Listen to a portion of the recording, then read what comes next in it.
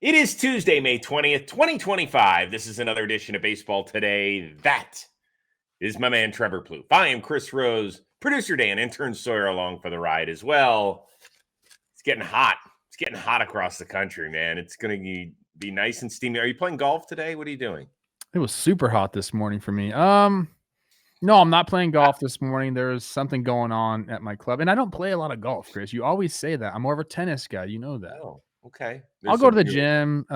I got some stuff to do around the house. I got open house Oh, today for the kids. Dinner tonight with the missus and a few of our friends. So got wow. a jam-packed day, and I'm talking Twins after this Ooh. on a different show. Okay. All right. Well, let's get to it. Boy, it's been a miserable year for the Baltimore Orioles. I feel terribly for their fans, but a few of the fans, they got super excited on Monday.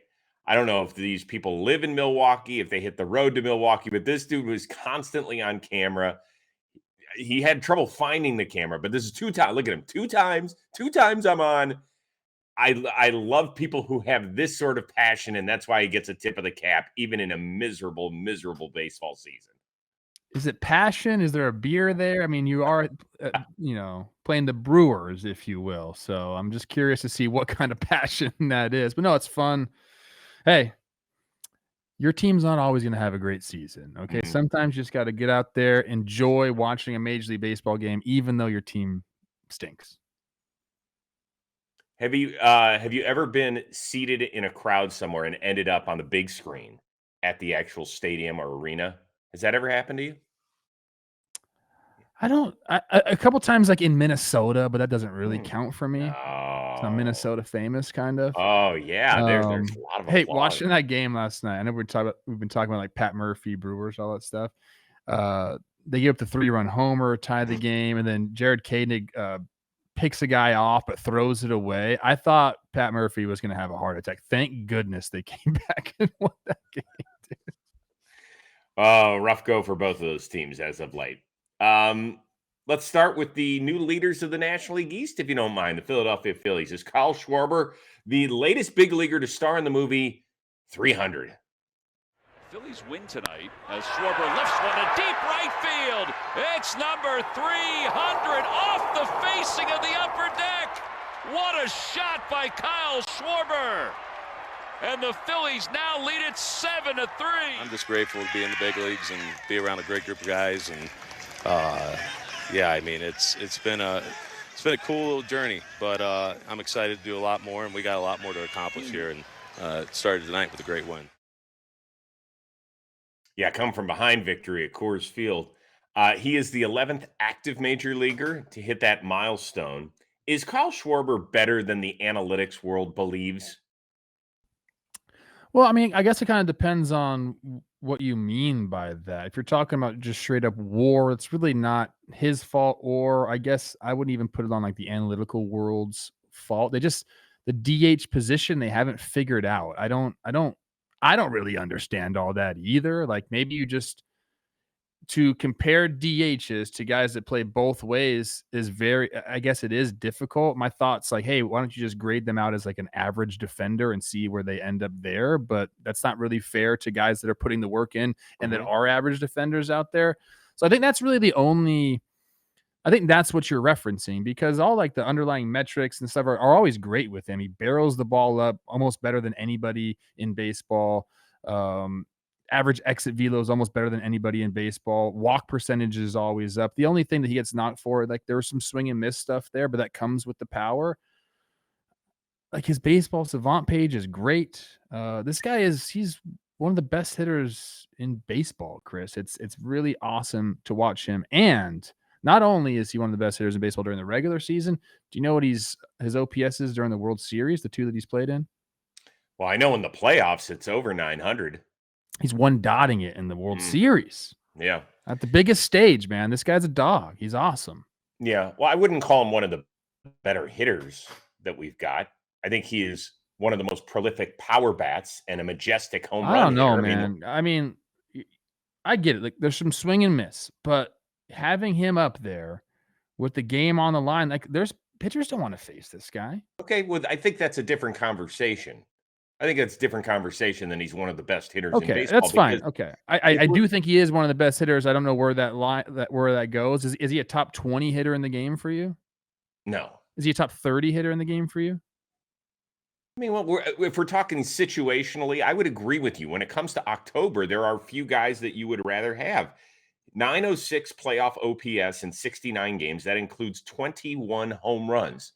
The guy means business when he gets there. I mean, you have to remember in 2016, he stole a little piece of my heart. He missed basically the entire season, right? He got hurt that first weekend, blew out his knee, spent the entire year working in Arizona, came back for the World Series and crushed it against Cleveland.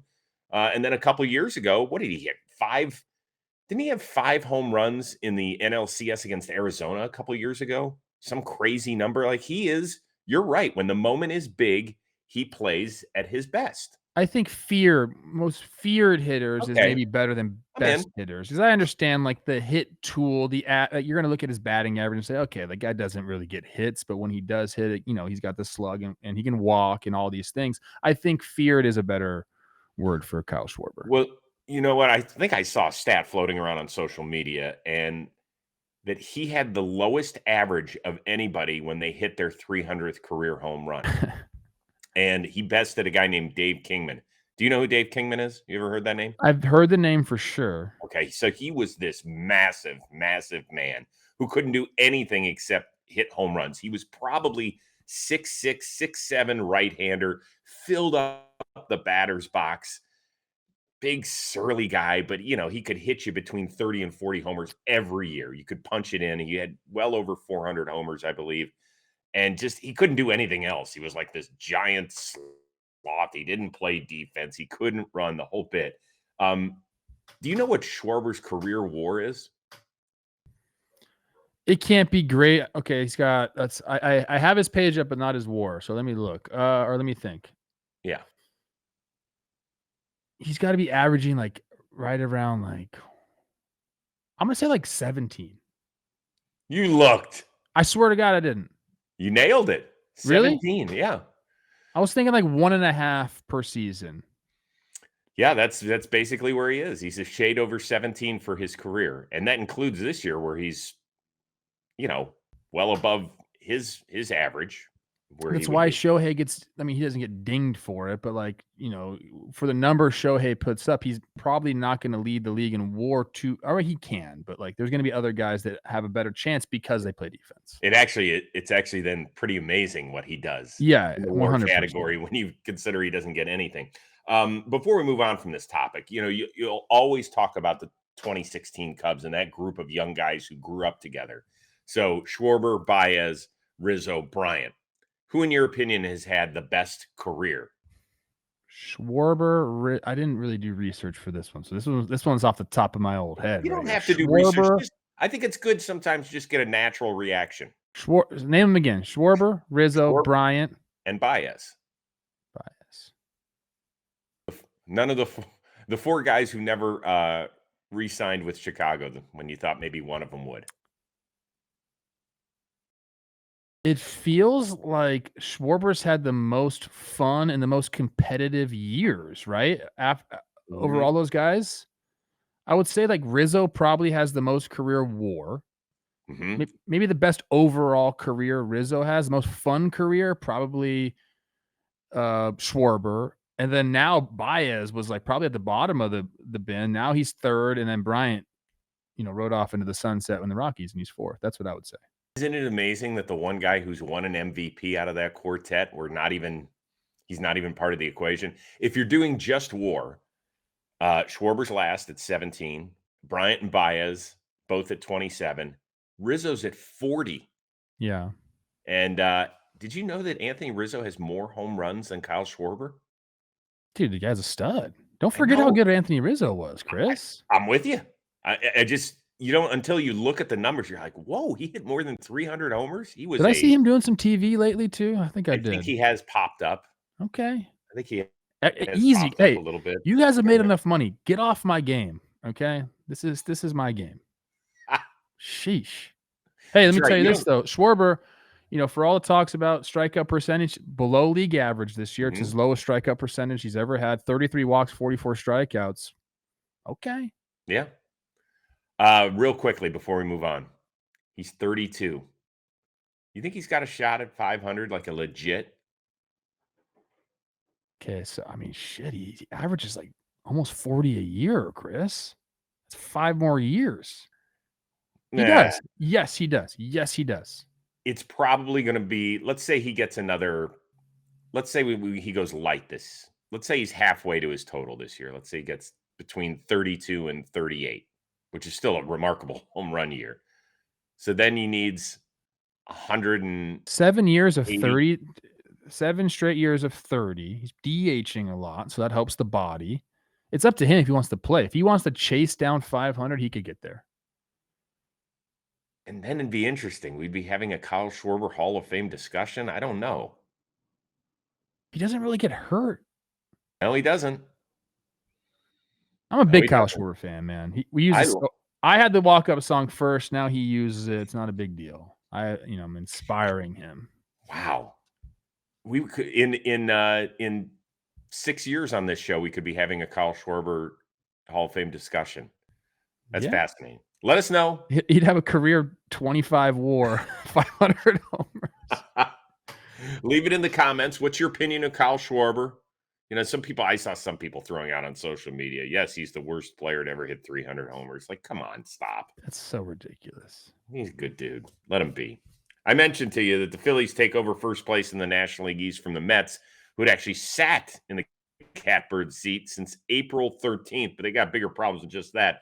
The Mets, they fall in the opener of the series at Fenway Park, and yeah, another interesting night for Juan Soto.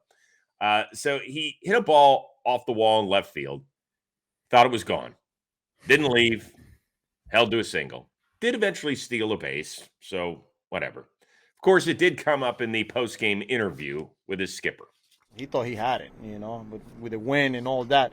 And in this ballpark, or anywhere, but in particular in this one, with that wall right there, you got to get out of the box. So, we'll discuss that. You've had a couple of plays where you were slow getting out of the box. Is that something you have to be more aware of? No. I think being hustling very hard. If you see it today, you could tell.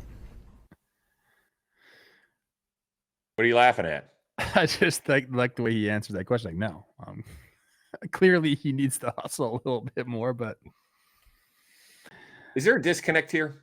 Is there too much? Are we making too much of this?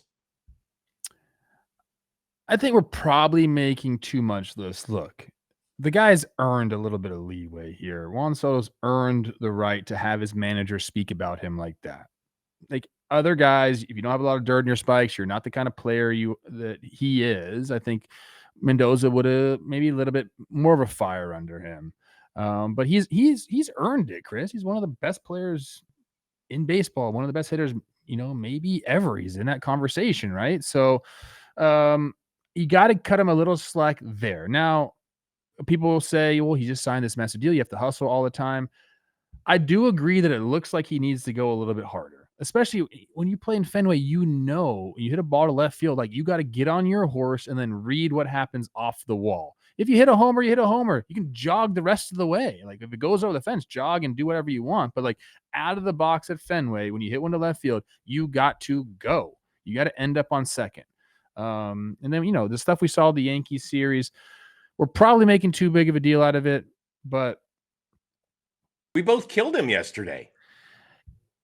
But it wasn't out of the box for me, Chris. Like, yeah, that one play was really bad. He should have hustled that. Like, there are definitely times where you have to hustle no matter what. There's going to be other times where I'm going to be like, hey, he doesn't have to go that hard. That in particular, the ground ball to DJ LeMahieu, for sure, you got to get out of the box no matter who you are there. Even if you think it's a base hit, like you got to go. I just think that, I don't know, man. Like I want him to hustle all the time. At the same time, I want him healthy, throughout the year as well. So like, I don't expect him to hustle every single time out of the box. Again, he's earned the right not to do that. And the Mets fans want him healthy. But there are certain times where it doesn't matter that you got to go. And I think that was one of them too. I'm speaking from strictly a fan's perspective and not a New York Mets fan perspective, but a baseball fan perspective who has also covered the game for 3 decades now. I don't expect you to bust your ass every time down the line. I just don't. I expect maybe the first 10 or 15 feet because you don't know if a ball bobbles on a ground ball or whatever. Because if so, then you really got to kick it into gear. But if a guy makes a clean play, a lot of guys throttle it back. Happens all the time. Perfectly fine with that. We have seen now, I think that Juan Soto is, I'm not going to use the word victim here because I don't think that's the right one.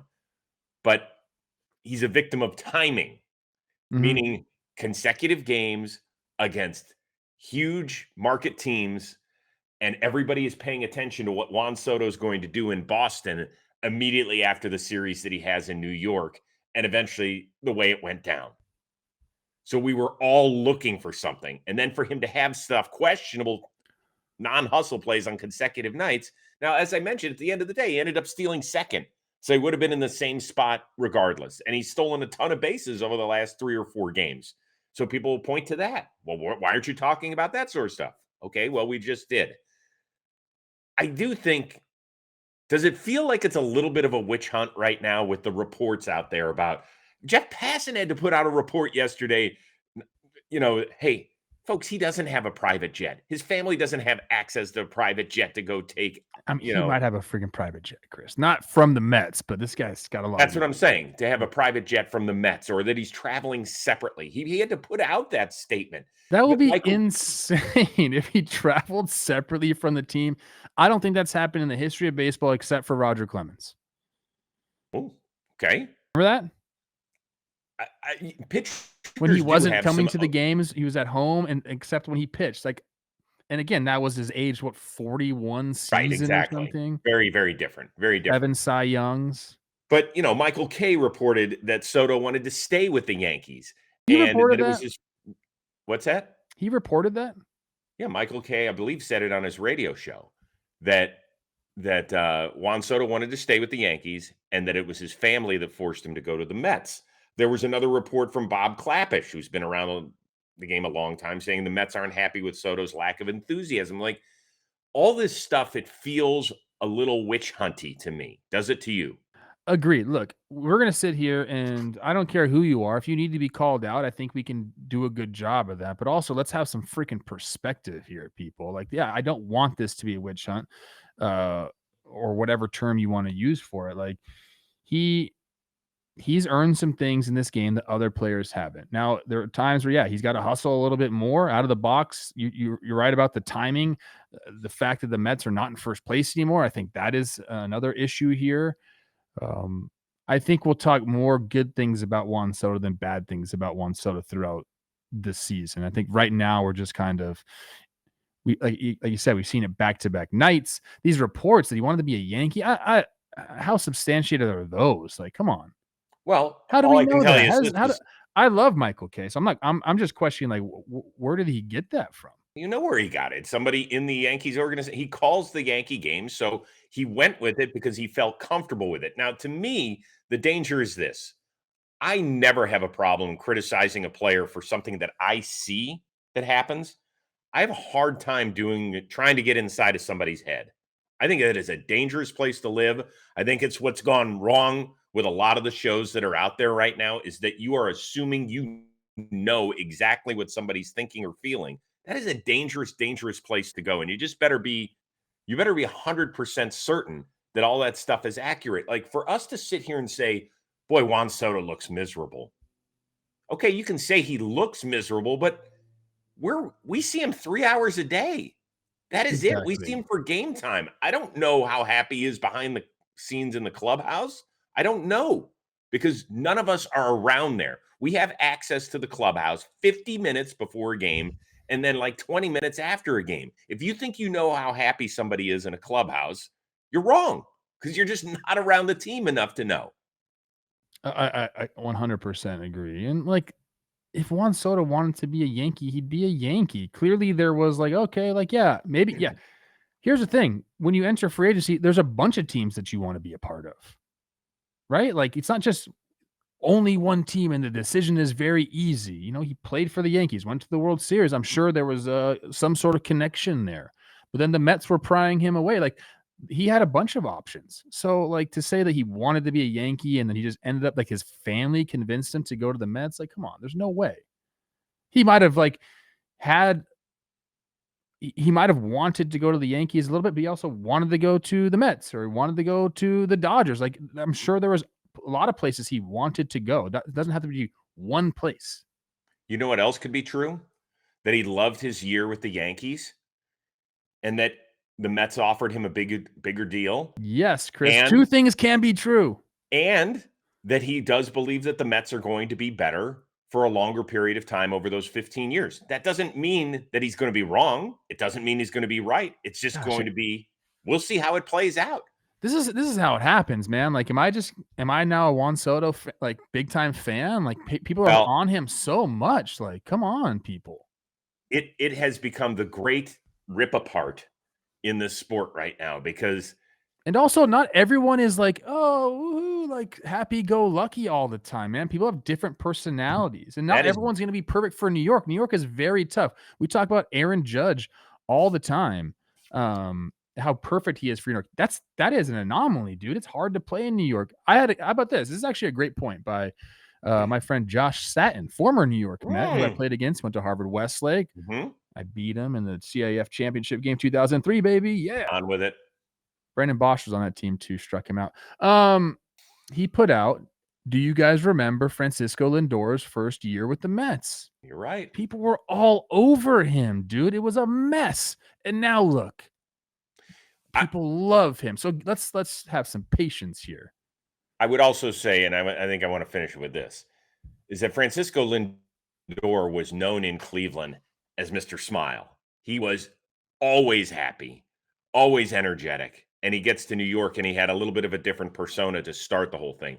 Juan Soto, go back and look. If you think that he's miserable right now, if that's what your analysis is, go look at his time in San Diego. He wasn't always bouncing around and having the best time either, because there were people that told me in the organization that he knew he was a hired gun, that he wasn't going to be there long term. And he was right. He was there, a year and a half before he got traded on to the Yankees. So, and then just who he is. Let him do his job. He's good at this job. Who cares what his personality is? Like, he's not there to be like a mascot. He's there to fucking drive in runs and win you playoff games. That's what he's there for. So if he does that, let's just be happy. He could be our mascot at the warehouse games.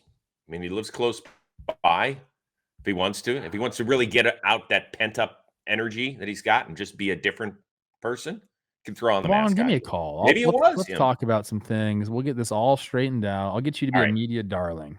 Comments on it. Is it too much? Does it feel like a witch hunt? Does he deserve all the grief he's getting? We're Juan Slomo. I know. I was just thinking, what is Dan Rourke fucking thinking about? So, this is the New York Post. For those of you that are audio only, it says Juan Slomo on the back page. They're always creative, if nothing else. So leave a comment about it. It's a really interesting case study on where we are. So there you go. All right. Today's episode of Baseball Today is sponsored by Mando. Spring is very much in the air. The weather is warming up across the country. We're most looking forward to watching games at the ballpark with our family and our friends. So we're looking more to it because we started using Mando whole body deodorant, because unlike some other deodorants that we've tried out there, it can actually handle anything. Mando's starter pack, perfect for new customers. It comes with a solid stick deodorant, a cream tube deodorant, 2 free products of your choice, kind of like the mini body wash and the deodorant wipes, which are awesome, and free shipping. As a special offer for our listeners, new customers get $5 off a starter pack with our exclusive code. So that equates to over 40% off your starter pack. Use the code JMBaseball at shopmando.com. That is SHOPMANDO.com. Please support our show. Tell them that we sent you. Smell fresher, stay drier, woo, and boost your confidence from head to toe with Mando.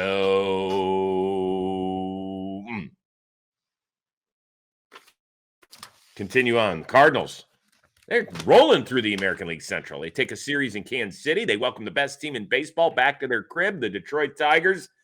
And even though the game had a little bit of rain, it was always sunny in St. Louis. Pitch. Struck him out. It came back. Did he go? Yeah, ring him up.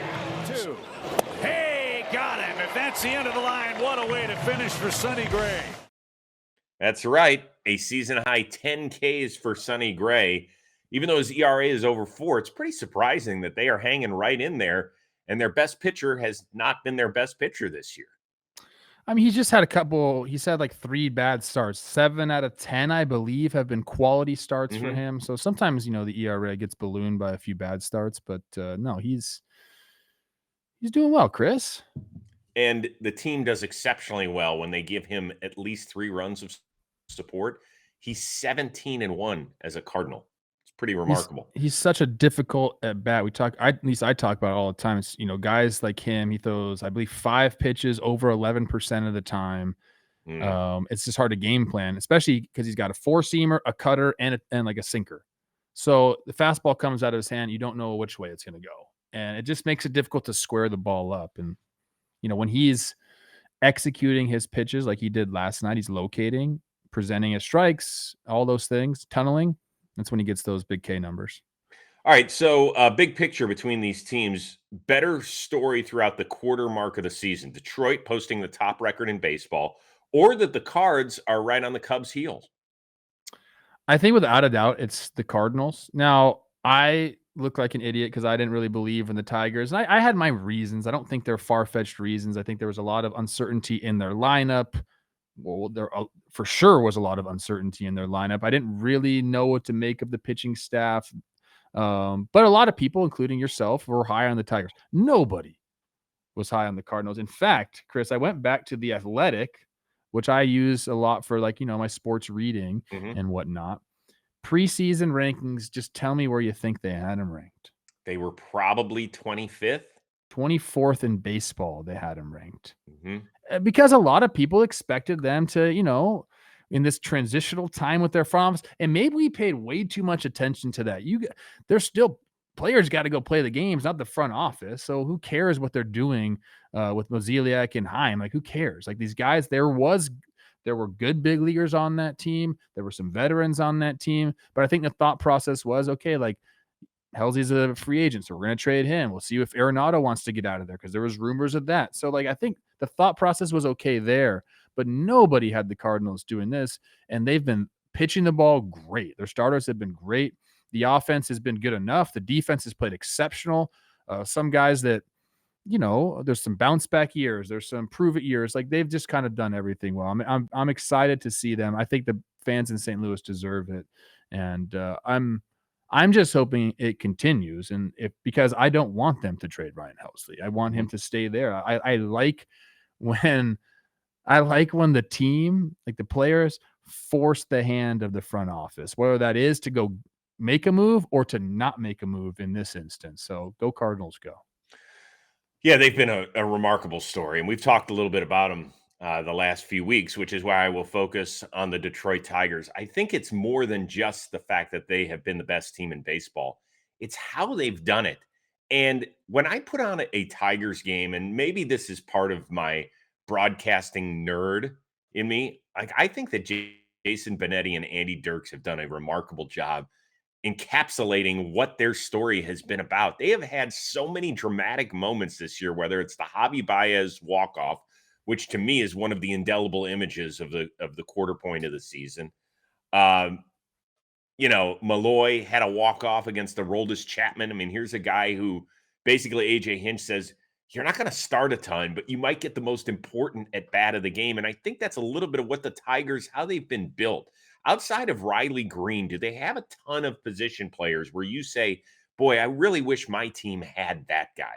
Like, Spencer Torkelson didn't even have a role heading into this season. Don't you remember AJ Hinch saying, yeah, he's just got to come to camp ready? Like, he wasn't given. Yes, I do, Chris. That's why I didn't have him ranked high in my preseason rankings. There's a lot of question marks. There were, and now I believe he leads the team in homers. Zach McKinstry, he was a bit player, it felt like, coming into this season. What do? They move him around the diamond wherever they need him, and he's second on the team in WAR. Their biggest weapon, in my opinion, offensively, like the guy that can change it with one swing, is Kerry Carpenter, and he still gets pinch hit against lefties. It's just so fascinating the way that they have built this team. I think AJ Hinch has done a remarkable job running it. And I told you at the beginning of the year, I felt like that rotation was going to be one of the 3 best in the American League. And I'm going to stand by that, even though they just lost Reese Olson to the injured list for a short time here.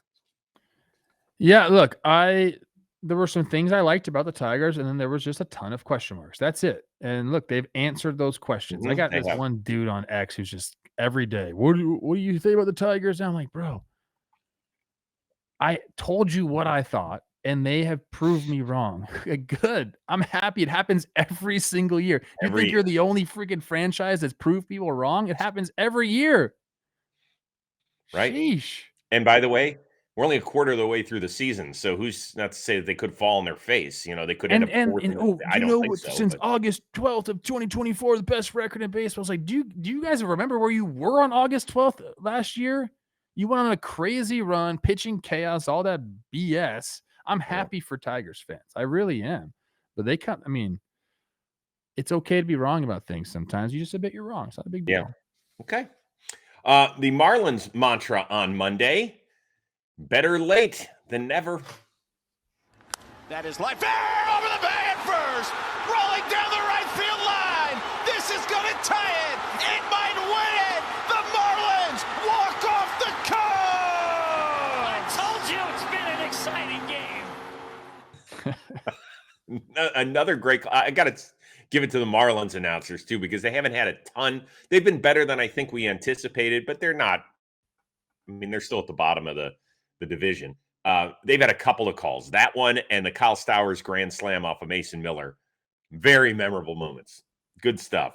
Sarah Langs pointed out that Jesus Sanchez, the first player since Alex Gordon a dozen years ago to lead off a game with a home run and then end it with a walk-off hit. So that's pretty neat. I think the biggest news is that the Cubs pen somewhat susceptible. Palencia, who was on the mound and has had nasty stuff and was really like a strike away from getting out of this thing, and has been pretty good for them. He had to be out there because Porter Hodge went on the injured list with a strained oblique. I asked this about the Phillies on yesterday's show. Don't the Cubs have to try and fix their bullpen via trade right now? I don't think it's like pressing they have to do it right now. I think you need to see what you have in some of these guys. Like Palencia has the stuff to be a closer. He just has to locate a little better. The hit to Hill was, I believe, let me see, I think it was a 2-strike pitch. Yep. Yeah. A hanging slide, like right down the middle. And then the walk-off hit, same thing. The pitch was right down the middle. He walks the batter before Sanchez on 4 pitches. Like, he throws 100 miles an hour with a nasty slider. Like, you have to be able to just locate a little bit better, especially in those situations when it comes down. Can't give free passes. You know, if he doesn't walk, was it Sanoa? If he doesn't walk him, the game's only tied. Like, you don't lose the game. Like, that's the difference in, being a closer and then being a guy like earlier in the game. Like, it counts so much more at that point, and you just have to be, you have to be very fine with it. So I think right now you can look at some of these guys and say, okay, can we trust you in high leverage spots? Sure. Like, do they want to add to their bullpen eventually? Yes, I think so. But I don't think it's like super pressing right now. I'd actually look at some of these guys and see kind of what we have. And then if it doesn't turn out, maybe, go make the move. You know me. I know I'm a you. let's You love deal it. now. I am It's May 20th. Nobody's dealing right now. You know that. I know, but I don't get it. I think that if you're a team, and we talked about the number of teams on yesterday's show that are going to need help, right? Phillies, most likely, although they could move starting pitching to their bullpen. Arizona, if they're serious about being a contender. I think the Atlanta Braves fall in that category. I even think the Tigers need a true ninth inning guy. And there's probably a couple other teams as well. Why wouldn't you want to get the guy that you hone in on right now? Who is it?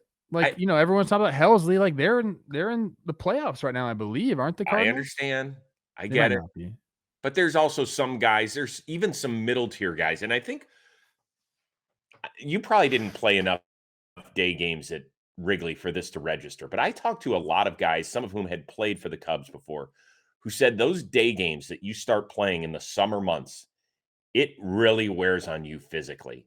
And with the area on the team where it really shows up the most is your bullpen. You have guys dragging ass even more than most bullpens because of the number of day games you play at Wrigley Field. Now, I know it doesn't feel like it's as many as it used to be because they do seemingly play a lot of night games on a Monday or a Tuesday at home instead of the day, but they might sneak a few more in there during the summer. I haven't checked their full schedule, but if that's the case, it's something that you have to build up for. I don't know. I'd go do it. Pitchers are you can't pitch during the day. What does I didn't that even say they mean? can't pitch during the day. Oh my gosh, my routine is thrown off. I You have hate to work pitchers. a little earlier. Fucking Really? By the way, have you noticed that, they picked up Drew Pomerantz in a deal? I thought Pomerantz had retired. I saw him at No, he's spring been training. great. He hasn't given up he's got a 0 earned run average. Yeah. It's like, what the heck? Interesting. I can't believe you're telling me something. Oh, I don't like to pitch during the day. Only night games for me. Get out of here. That is not what I said. That is Pitch not when what you I pitch. Today's episode of Baseball Today is sponsored by 5 Hour Energy. Baseball season. Oh, we are in full throttle. Lots of games to watch each and every night. So grab a 5 Hour Energy to stay alert to watch all your favorite teams. Or if you stayed up late to see the intense doubleheader or the late night finish, take a 5 Hour Energy shot in the morning so you can start your day. Go to 5 Hour Energy's website to find over 15 flavors to choose from. Flavors like watermelon, tropical burst, cherry, peach, mango, and more. There is a flavor for everybody, and that includes you. So on the site, you have the option to build your own 12-pack or 24-pack. You choose the flavors, and it is delivered right to your door. Right now, you have a chance to win $10,000 for your ultimate summer as well. Take your shot with 5 Hour Energy. Make this summer your best one yet. Visit 5heshot.com for full details and rules and enter today. No purchase necessary. That ends June 30th of 2025. All right, before we end this show, Mariners on a bit of a roll. They swept the Padres on the road this weekend. They get off to a nice start on the south side thanks to Julio.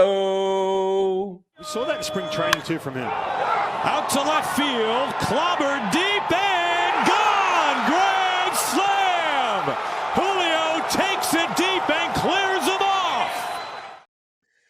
Yeah, I know that's a kind of a sigh of relief for Mariners fans. He's kind of put together a little bit of a run. 8-game hitting streak. Had a few straight games at the beginning of that where it was multi-hit games. So maybe he's going to start to crank it up. But really, it's been a lot of other guys that have seemingly got it done for this Mariners team whose offense has been significantly better than we anticipated this year. Yeah, I mean, that was a great swing by him, and obviously put the game away last night. And he has looked a lot better. I know you're going to ask me about Julio, so I'm just going to get right into it. I think we've been a little unfair to him. The more and more I think about it, I think the reason that you and I have criticized him on this show is I think we expect a lot out of him. He can be, a top 5 player in the game. He's got that type of skill set. Now, like the OPS has gone down every single year. The WAR has gone down every single year. And we think about this contract. Oh, he's got this big contract. It's not that big. If you're really thinking about him, it's a lot of money, but he's making $18 to $20 million a year. He more than makes up for that for what he offers defensively. You're going to get an above average hitter out of him. It may not be what we saw, his first year where he put 850 and 853 OPS up, but he's been his OPS plus has been at least 116 or higher every single year. It's because he plays center field, and he's going to be a menace out there. So he earns the money for his contract. He's not overpaid. But we do expect a lot out of him because we think he is that good of a player. But, if he ends up being a guy that's got a 750 OPS and plays great center field, I think that's okay. Yeah. I mean, we've talked about this, that if his numbers were reversed in terms of how he started, and then his year 4 stats were his year 1 stats, and his year 3 stats were his year 2 stats, and he built that way, we'd be like, wow, he is ready for takeoff. Instead, he just burst out of the gate and he got a deal that could be worth well over $400 million. Doesn't mean it's going to be. It just means that it could be. And so that's why people are throwing it. And we even had the discussion. I mean, you were the one that said I would definitely take Pete Crow Armstrong over him for the next decade or whatever. And that was 3 or 4 weeks ago. And Well, this is the problem. Like, I've said that now twice. I've said I'd take Bobby Witt over him, and Bobby Witt is like legit a top 3 player in baseball. And I said yes, Pete Crow Armstrong, and he's kind of proved me right because he looks like an absolute menace out there. He matches or is better defensively in center field than Julio, and it looks like right now the bat's going to play, and he'll probably steal more bags than Julio, even though Julio's not a slouch there either. 25, 37, 24 for him so far. We're comparing him to 2 like fucking rocket ships. I hear you. You know? The other part of this question is that, Seattle's obviously in first place in their division. Give me one other player on a first place team that you want to see like kick it up a notch or 2. Initially, who came to mind was Alec Boehm, and he's played a lot better offensively in May. Like, he's actually been crushing the ball. I was thinking more for him career-wise. I mean, this is fair. He's got one more year from him. One more year of arbitration. Then he enters free agency. Like, he's got to go. Like, if he wants to be, I mean, this guy could be $100 million player. Like, but he has to have these platform years set up his free agency. You can't be declining going into free agency then expect to get the numbers that I think this guy probably wants to get. So like, it's buckle down time, man. I've been there, dude. I put good years up in arbitration, and then platform years didn't. And guess what? I didn't make $100 million. Like, if you want to go and set everybody up for life in your family, like, you got to go, man, this year and then next year.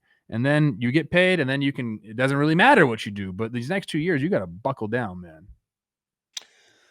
I'm going to go with a different third baseman for a team that's sliding. The Dodgers have lost 4 straight.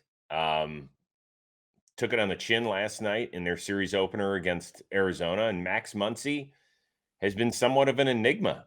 He's on pace for the worst season of his career since he became Max Muncy with the Dodgers, a 661 OPS. He only has a dozen extra base hits in 45 games so far this year. Even on his slow years, like last year, he played less than half the games. He was still a 3-WAR player and still had 15 homers. He's had more than 34 times in his career, has always been a consistent on-base dude, 350 in his career. He's at 326, which is actually pretty remarkable when you consider that he's barely hitting above 200 overall. And he's got a team option next year. I wonder, with all the moving parts that happen in Dodger land, and we've seen them say goodbye to some real established veterans, not of Max Muncy's ilk when it comes to talent, but in terms of what they've meant to the team. I wonder if this is Max Muncy's swan song in Los Angeles. I imagine it might be, unless he really, really turns it around. I think they just have kind of a lot of players and not a lot of spots. So I don't think that's like necessarily a slight on Max Muncy. I don't think so either. Yeah. What's the player option for it? I don't have it up. Or team option, excuse me. Yeah, let me get to it. It's got to be like 10 to 12. Yeah, that sounds about right. It's 10, but I don't think there's any buyout. I mean, look, that's not like unreasonable to pick up for him, especially if he gets it going again this year. I mean, yeah, you're a player of his caliber, what he can put up. He can be a 30 homer guy. The defense is going to be, it is what it is. I mean, he could turn into a bench piece, and $10 million is not going to break the bank for the Dodgers. No. They're going to have a $17 million bench piece. They do right now. He's got 3 or 4 top 15 MVP finishes. He has 1 top 10. He's been a really, really good player for them. I did talk to him in the beginning of the year. And you know where he should go? You know where he should go, Chris? Baltimore. Baltimore needs this. I've been thinking about this a lot lately. Baltimore needs veterans, like winning veterans, guys that have done it on real, like good teams, been to the playoffs, guys that are like going to be good influences. Do they have that? They don't have that. Yeah, I don't know. I don't know Tyler O'Neill personally. No, you Charlie need Morton a has freaking leader. Yeah. Charlie Morton has always been a wonderful It cannot be a pitcher. Can't be a pitcher, I know. Can't be a pitcher. have to. That's exactly what they need. They don't need a new freaking manager. They need someone in there that's going to kick their ass, man. Justin Turner is. This is why I say bring these guys in. Like they're going to teach these guys how to perform and how to weather a storm, how to prepare for 162, how to get ready for the playoffs. Like it is not like some made up thing. Veteran presence means something. They don't have that there. Do we have that at John Boy Media? Yeah, me and you. Oh, yeah, that's freaking daunting job sometimes. All these 20-year-olds just like think the world, like they don't understand. World ain't easy. Life ain't easy. You got to work. You got to put the work in. This is the thing. Oh, boy. I'm getting mad right now. I can tell. You get to the big leagues. Oh, my gosh, I made it. No, you haven't. When you get to the big leagues, this is the hardest it's ever going to be. You have to continue to work. You have to work harder than you've ever worked when you get to the big leagues. And a lot of guys get there and they like, all right, well, I made it. Let's just try to stay here. And it's like, no, like get here, excel, work as hard as you can, get better in the big leagues. Like you have to have that mentality. So I don't know, man. That's just my Orioles rant. It sure was. We started with an Orioles fan. We ended with an Orioles rant. Yeah. Full circle here. We're done back at it again in the middle. What's that? We're done? Yeah, that's it. Oh. Sorry. You got to go golfing or tennis or whatever else. Work on your body. Something like that. All right.